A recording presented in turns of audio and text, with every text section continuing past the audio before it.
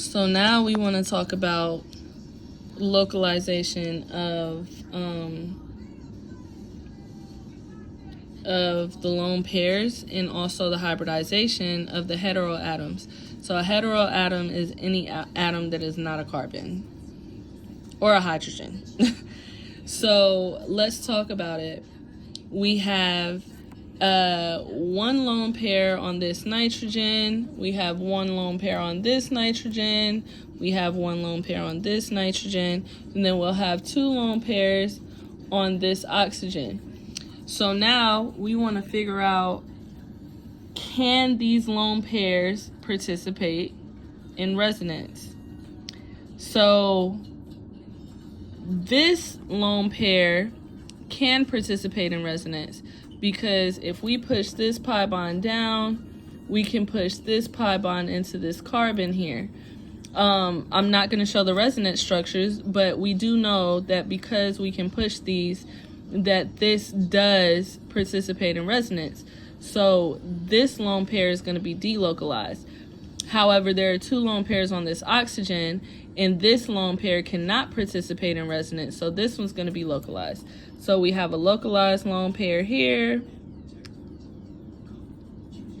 and we have a delocalized lone pair here.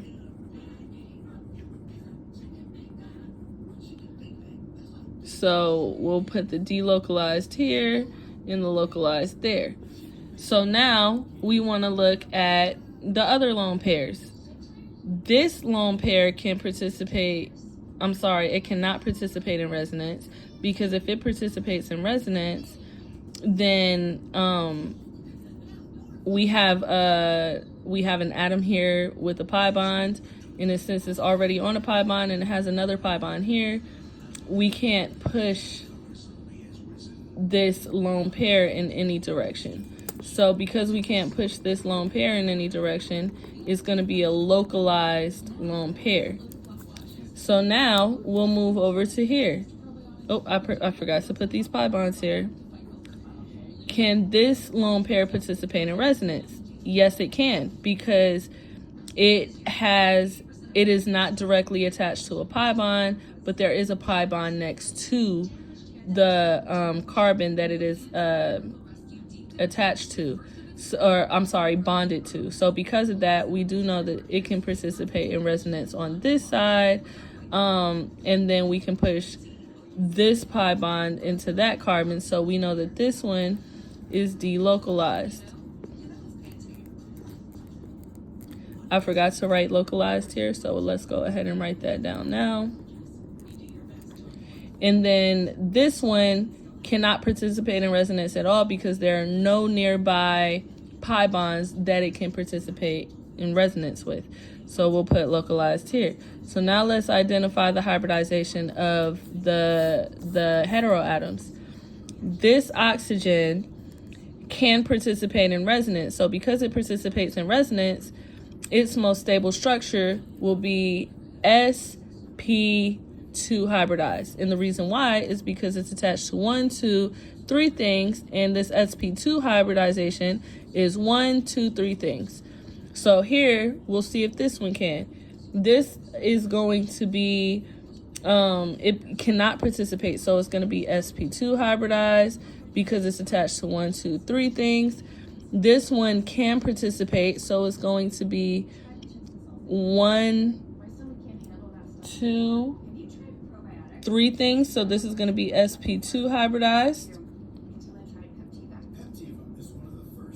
And then this one is localized, so it's also going to be sp2 hybridized.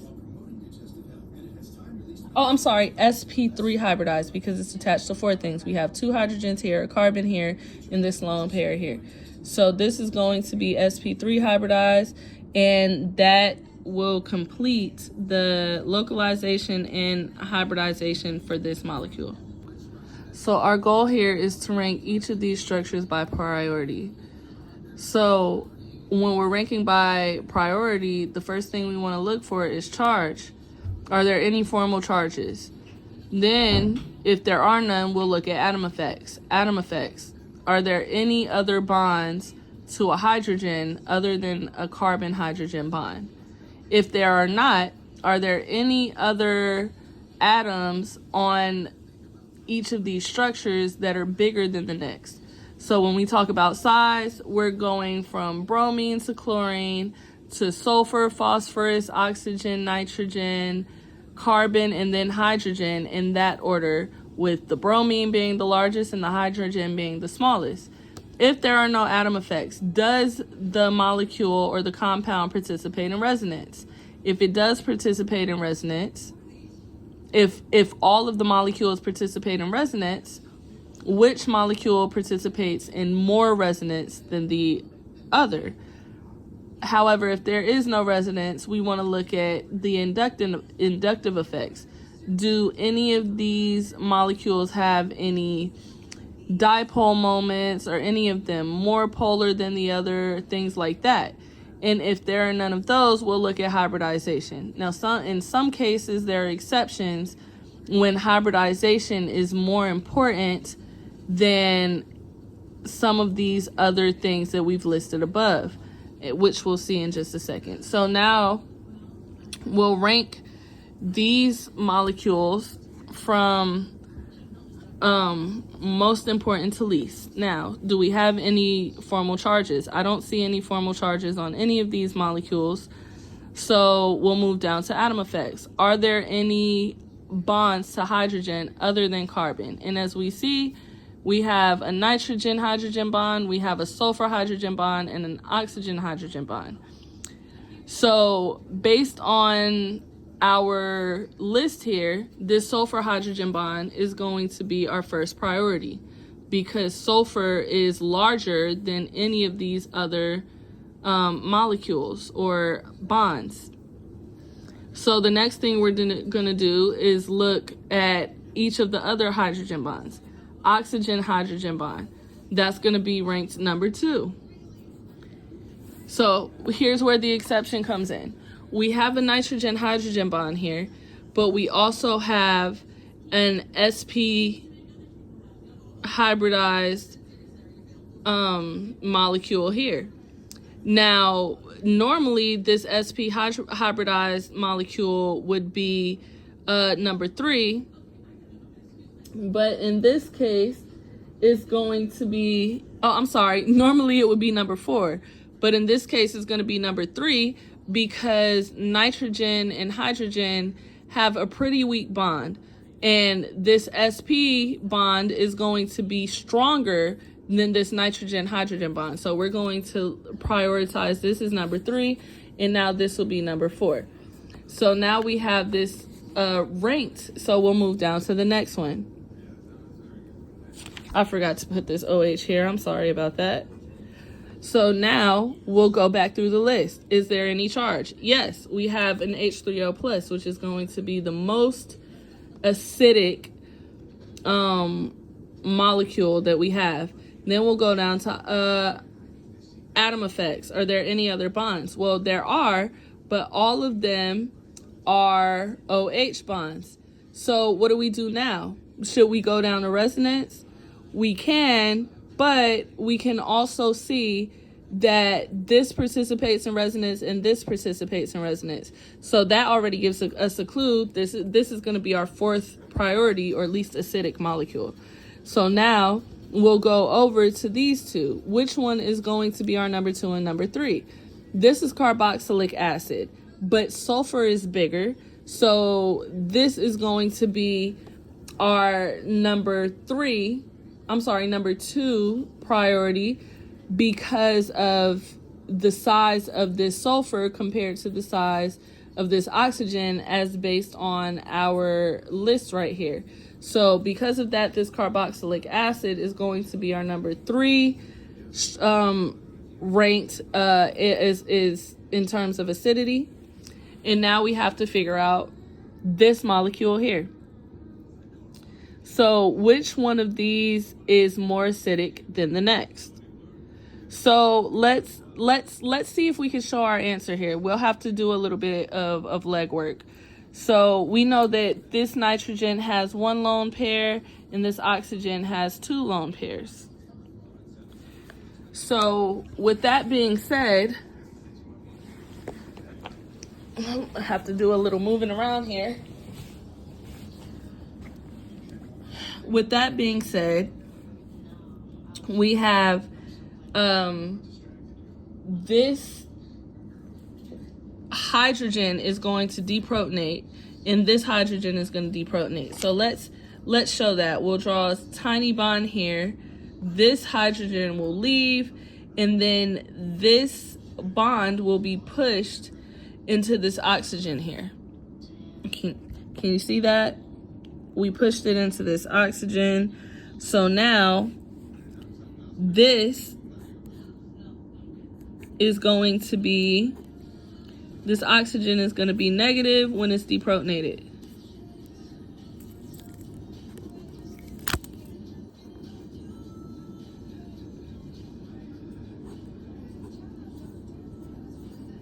And then we'll make sure we draw all of our pi bonds in. So now we can start showing our resonance structures here. So if we push this negative charge into a pi bond here, we'll have to push this pi bond into this carbon here. So now we have, first off, we can see that this is going to be a conjugated system because each of these have pi bonds. And if we push this pi bond here, this will be negative, which means that this will be negative and that this nitrogen will also ultimately become negative. So let's draw all of those. We'll draw this nitrogen here, this oxygen here with the negative, I'm sorry about that, with the pi bond. We'll draw this lone pair and negative charge on that carbon, and then we will draw these pi bonds in here. So now we can see that we can still do more resonance, and also because we mentioned before that this is a conjugated system, we can push this negative charge into a pi bond here, and then we'll have to push this pi bond into this carbon here. So now it will look like this. We'll draw this nitrogen here. We'll draw, finish drawing the structure. We'll draw this pi bond here up to this O. Now we have a pi bond here. We have a pi bond here. We have a lone pair here and a negative charge. So this is still participating in resonance because now we can push this negative charge up to a pi bond here, and we can push this pi bond into this nitrogen. So now we have this nitrogen here with a negative charge. We have the rest of the structure, and we have a pi bond up here connected to this oxygen. And now this nitrogen is negative. So let's draw our pi bonds. We have a pi bond here and we have a pi bond here. So because this participates in so many resonance, it has 1, 2, 3, 4 resonance structures. We know that this is going to be an acidic molecule. But let's see if we can do the same thing here. We'll draw this bond here. This hydrogen will leave, making this oxygen deprotonated, and we'll push that sigma bond, those electrons onto this oxygen. So now we have this oxygen with a negative charge going into this system. I'm sorry about that. Let's draw this nitrogen here. We'll draw that with a pi bond, and then we'll complete this resonance structure by drawing we'll complete this compound by drawing that pi bond there. So now let's start showing our resonance. We can push this negative charge into a pi bond here, and then we can push this pi bond into a negative charge onto this carbon. So now this structure is going to look like this.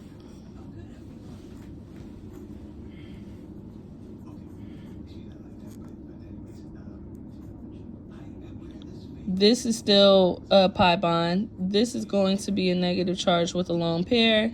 This is now a pi bond on this oxygen, and this is going to be here. Now we can push this negative charge into a pi bond here, but we'll have to push this pi bond into this oxygen. So now we have a resonance structure. Let's see.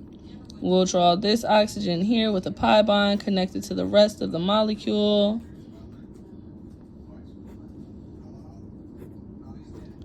And now we have a pi bond here. We have a negative charge here with a lone pair, and we have a pi bond here. But now this can't participate in any more resonance. So because it doesn't participate in any more resonance, we'll know that this is more acidic and ranked number 1. And this will be least acidic and ranked number 2. Also, I should mention that all of these have partial negative charges, which gives us an idea, because if it's a conjugated system, that's what it's now going to look like.